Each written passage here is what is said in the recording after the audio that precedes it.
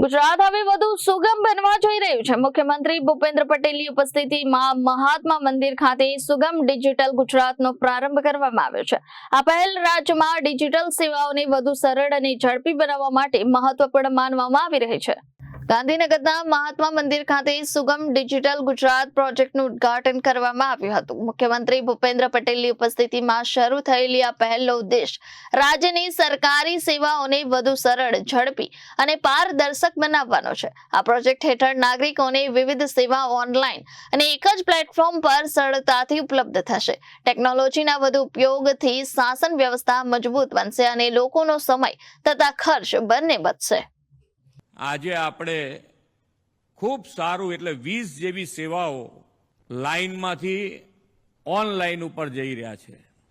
Tagline પણ સારી બનાવી છે, લોકોને યાદ રહે એવી કે લાઈનમાંથી ઓનલાઈન, એટલે બધા જ લોકોને ઘેર બેઠા સેવા મળે।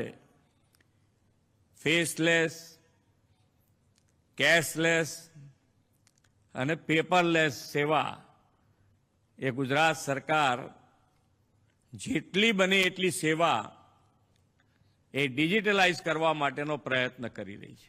ડિજીલોકર બી બનાવી દીધું છે, એટલે તમારે એક વખત કોઈ સર્ટિફિકેટ આપ્યું તો ફરી બીજી વખત એ સર્ટિફિકેટ કોઈ પણ સેવામાં ના આપવું પડે, એવી વ્યવસ્થા આપણે ઊભી કરવા જઈ રહ્યા છીએ।